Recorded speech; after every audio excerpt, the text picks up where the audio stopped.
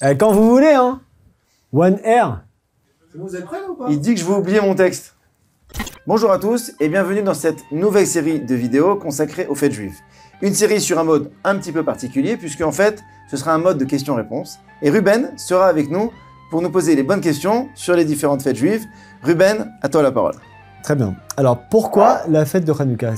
Qu'est-ce qu'on commémore exactement? Alors écoute, il y a plus de 2000 ans, à l'époque du Second Temple, les Juifs vivaient en Israël sous domination grecque.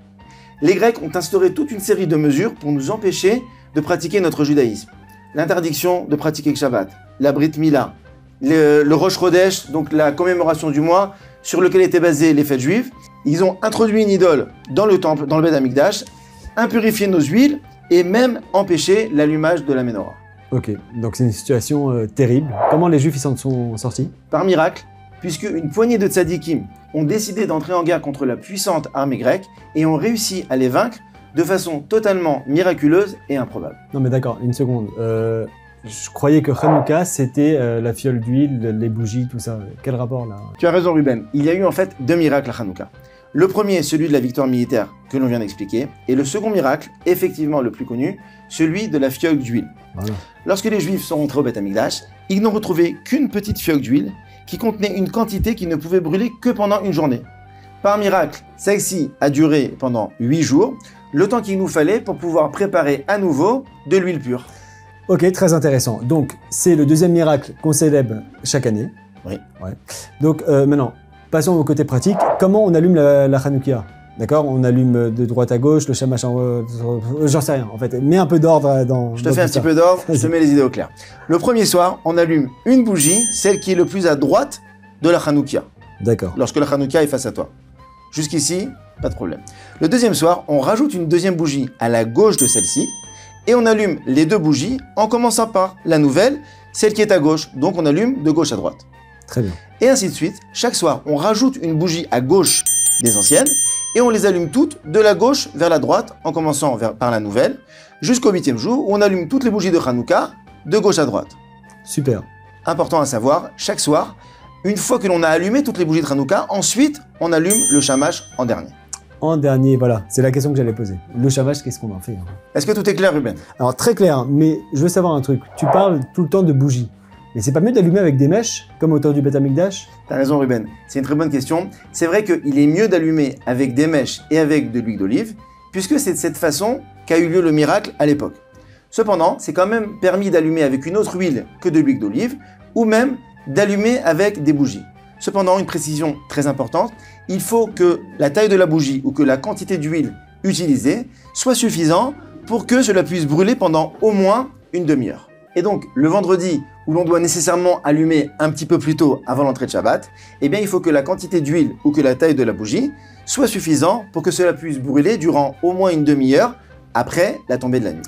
Très bien. Alors, pour les bénédictions, je sais qu'on en fait 2 chaque soir, à part le premier soir où on en fait 3. C'est chéri à nous, c'est ça? C'est exact, Ruben. Voilà. Bravo. Non, je sais parce que...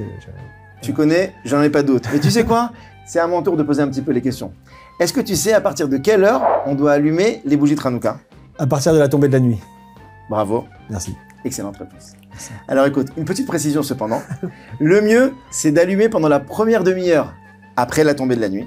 Cependant, si on n'a pas pu allumer, alors on pourra quand même allumer les bougies de Hanouka pendant toute la nuit. Une question un petit peu plus dure maintenant, on va voir tes connaissances. Est-ce que tu sais, si jamais tu es invité à Hanouka chez quelqu'un, comment on procède pour l'allumage? Tu allumes chez la personne, tu allumes à la maison? Comment ça se passe à ton avis? Alors, je sais pas du tout. Tu n'en sais rien? On va t'aider. La réponse est très simple. Tout dépend de l'endroit où on dort. Si tu es invité par exemple à Hanouka pour manger chez quelqu'un et qu'ensuite tu rentres dormir chez toi à la maison, tu devras allumer ta Hanouka chez toi en rentrant. Si par contre tu dors chez l'hôte, par exemple si tu passes Shabbat chez tes parents, eh bien tu ne devras pas allumer de Hanouka supplémentaire, tu devras simplement demander au maître de maison de t'acquitter par son allumage. Super, très clair. Et est-ce que les enfants doivent allumer les bougies? Excellente question Ruben, c'est très important de se la poser. Alors les enfants, ça dépend de l'âge des enfants. Les enfants qui ont moins de 6 ans ne pourront à Hanouka allumer que le shamash, la dernière bougie que l'on allume. Les enfants qui ont plus de 6 ans mais qui ne sont pas encore bar mitzvah ou bat mitzvah pourront allumer toutes les bougies de Hanouka sauf la première, celle que l'on allume tous les soirs en premier. la première bougie que l'on allume chaque soir devra être réservée soit à un adulte, soit à un enfant qui est déjà bar mitzvah ou bat mitzvah. Je vois. Mais tu sais que là, je réalise qu'il y a plein de questions que je t'ai pas posées. Je sais. Attends, où on doit la poser? Où on la met la Hanoukia? Comment on fait Motsei Shabbat? Ok. À la sortie de Shabbat, parce que du coup, il fera déjà nuit. Ouais. La tombée la nuit, elle est passée. Et la plus importante de tout, Je t'écoute. hein, qu'est-ce qu'on fait avec les soufganiyot? Parce que c'est même des halakhot très importantes. J'attends cette question depuis le début de la vidéo.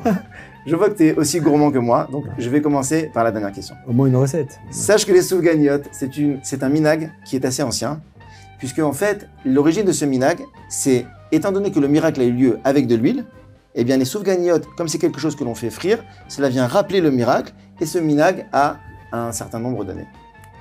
Intéressant. Ça, c'est pour les soufganiyot. Concernant l'allumage, on doit a priori poser la Hanouka sur une fenêtre qui donne à la rue, pour que les gens puissent voir le miracle de Hanouka, ou sur une fenêtre qui donne sur un immeuble, pour que les voisins puissent voir la commémoration du miracle de Hanouka. Si ce n'est pas possible, on pourra de toute façon poser la Hanouka à l'intérieur de la maison, sur une table ou sur un buffet. Et concernant Motsei Shabbat, la précision à retenir, c'est qu'il est très important à la maison de faire d'abord la Havdalah avant d'allumer les bougies de Hanouka. Très bien. Ben, c'était excellent, j'ai adoré parler avec toi. Si ça t'a plu, Ruben, je vais te retenir encore une minute pour un petit mot de pensée juive sur Hanouka. Avec plaisir. Bon, alors on a parlé des bénédictions. Tu as très bien précisé qu'il fallait faire 2 bénédictions chaque soir, sauf le premier soir. Les 2 bénédictions que l'on fait à Hanouka, c'est les Adlik na Hanouka, c'est-à-dire d'allumer les bougies de Hanouka, et Sheasanissim la Avotenu, qui a fait des miracles à nos ancêtres, Bayami Mahem, à cette époque-là, Bazman Azeh, à notre époque. Je voudrais essayer d'expliquer un tout petit peu cette deuxième bénédiction. Pourquoi est-ce que l'on dit à leur époque, à notre époque? C'est un petit peu contradictoire. Alors, une des explications que mon Rav m'a enseigné, c'est la suivante. En fait, l'histoire se répète. Et si à l'époque de Hanouka, on a eu des miracles à cette époque-là, Akadosh Baruch Hu nous enseigne que chaque année, au moment de Hanouka, c'est une époque qui est propice au miracle. Et de la même façon que les Juifs à l'époque ont réussi à avoir ce miracle extraordinaire, qu'une poignée d'hommes se sont soulevés contre une puissante armée et Dieu les a sauvés par miracle, eh bien chaque année, cette capacité de miracle revient à Hanouka, et c'est pour ça que l'on dit dans la bracha, dans la bénédiction, à leur époque, de nos jours. Et c'est pour ça que l'on souhaite qu'avec l'aide de Dieu, on voit aussi cette année des miracles à Hanouka, Hanouka Sameach. Amen, amen, Chazak. Merci Ruben. Bravo, magnifique.